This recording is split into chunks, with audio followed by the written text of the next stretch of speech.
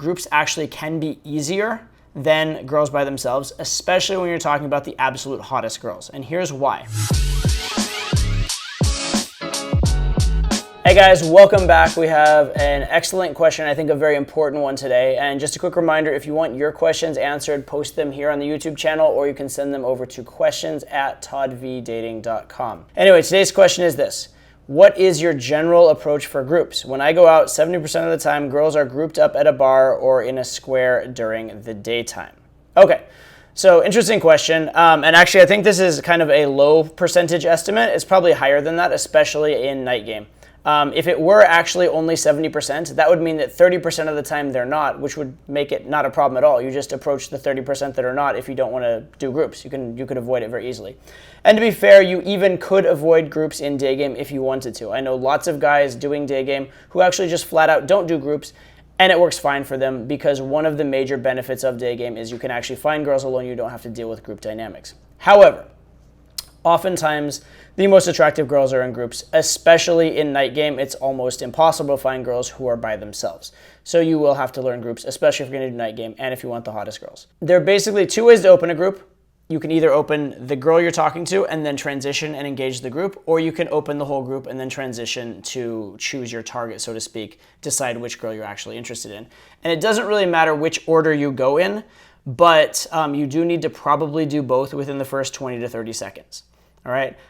Good philosophy is the girl is the group and the group is the girl. You need to have good terms with both. If you have good terms with the girl and not with the group will eventually usually yank her away from you.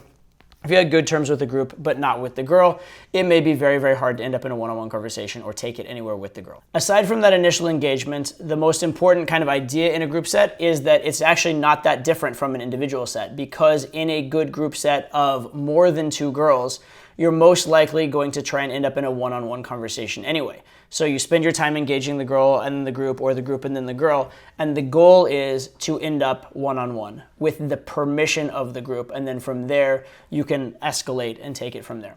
And you want to really find out, this is a very important thing to do, is ask in the interaction, how does everybody know each other? And you want to ask this to ideally your target, but to someone who likes you within the group, and you want to find out what the group dynamic is, because that's going to tell you a lot.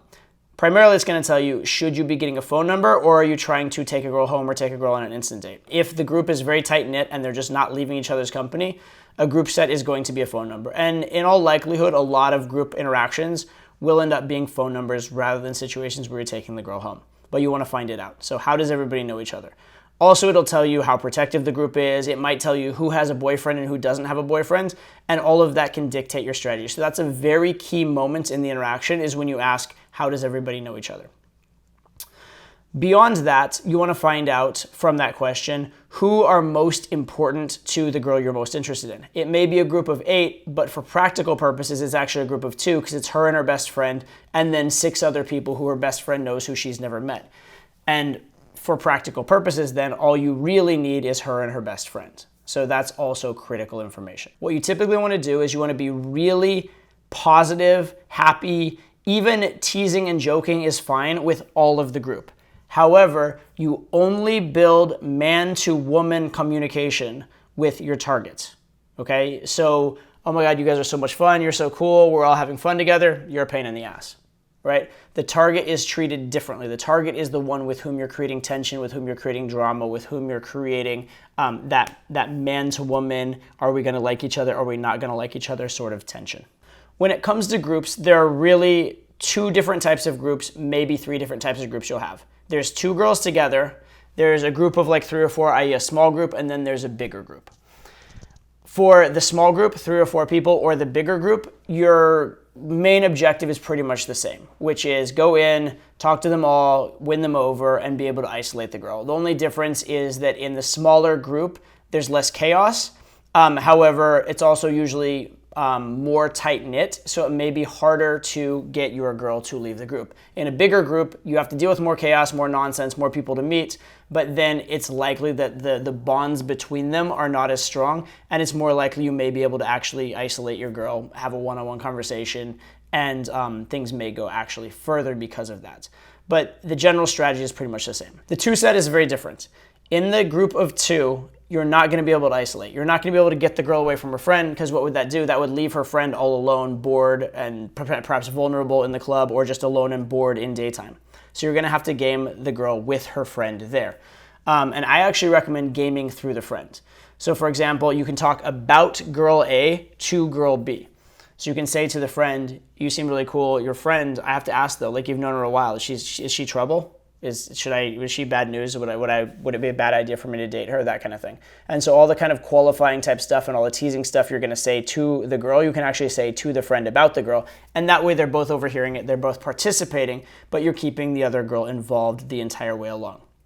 The other great thing for a group of two though, is if you have a wingman, wingmen are for two sets, right? If you have you and your friend talking to her and her friend, it's one of the most ideal situations in all of game. So two girls together when you're by yourself is really not ideal. It's almost like the worst scenario, other than like situations potentially with guys involved. But as far as a pure girl group, two girls together is one of the worst when you're by yourself. However, if you have a friend, a wingman, it's one of the absolute best. If you have a group of more than two, a wingman's actually not very helpful, because you actually prefer if the girls can talk amongst themselves and you can just end up in a one-on-one. Having your wingman in there may actually clog up the works and make it more difficult. So keep this in mind. Wingmen were designed for groups of two. For bigger groups, having wingmen or even multiple wingmen is often worse than just being by yourself. Now, all of these things I've said might lead you to believe that groups are much worse situations and much harder situations than girls by themselves. And it is true that in the situation of a girl by herself, you're more likely to take her home than you are in a group situation. However, in a lot of ways, groups actually can be easier than girls by themselves, especially when you're talking about the absolute hottest girls. And here's why. If you walk up to a hot girl by herself, you need 100% of the girls you're walking up to like you in order for the interaction to go well. If you walk up to a hot girl with her two friends, you need only 1/3 or possibly 2/3, but probably actually literally 1/3 of the girls to like you in order to hook the interaction and be able to take it somewhere. And given that the hottest girls are less likely to hook for a random stranger and less likely to give a warm response on the open, when you walk up to a hot girl with her two friends, you're actually more likely to get a good open than you would be with the girl by herself. And as you're talking to the girl's friends and she can see that her friends like you, you're gaining social proof and value that you would not be able to get in a one-on-one circumstance. So it's actually possible to get more value in the eyes of a hot girl in a group setting than you would possibly be able to in an individual setting. And so you actually are in a uniquely positive situation where girls that might just not give you the time of day, girls that might be unapproachable, suddenly are within the realm. And that's actually an incredibly beautiful thing. So while it may be a little harder to pull them, in terms of getting attraction, getting phone numbers, getting solid dates, and actually, occasionally getting even a pull with the hottest girls, the group situation is actually a positive. So don't be so annoyed by it. Sometimes it's actually good. One final note, going back to opening, coming full circle, when you do open the group, make sure that you open in the right location. Specifically, you want to open somewhere within the group where the girl that you want to talk to is adjacent to you. You want to make sure that she is overhearing whatever's going on. As you're engaging the group, as you're talking to everyone, you want her involved. So say, for example, if you open on this side and she's in the back here, and there's all these girls in between you, now you could be talking here, and if you get engaged in conversation, she could be back here isolated away from you. She's not participating, she's not hearing you, you're not conveying any value to her. And in fact, the only way to get to her is to remove yourself from a good conversation and walk around, which is incredibly needy and try hard. If on the other hand, you'd open next to her in the first place, you could have that great conversation. She's kind of forced to overhear all of it. She's forced to absorb your value and see how cool you are. And attraction isn't a choice. She will probably get attracted to you in that scenario. But it is very, very critical, your approach angle on groups, that you approach in such a way that as you're engaging the group, the girl you're actually interested in is right there with you and by necessity overhears what's going on. Absolutely critical that you will end up in that situation. Also absolutely critical, you need to be actively choosing what girl you're going to be talking to within the group very, very early on, again, through creating tension and teasing with her. Because if you don't, it's very common that one of the girls you're not interested in, like maybe the less attractive girl in the group, takes a liking to you, starts to flirt with you, and then her friends don't want to get in her way, don't want to ruin it for her, and now you're kind of sunk. So you want to be choosing your target, quote unquote, very early on so that it doesn't get chosen for you at random. So hopefully this has been helpful. Go use it. Go start approaching groups right away. And remember to check back in for the next video, and remember to post your questions so I can hopefully answer your questions on the next video as well. All right, see you next time.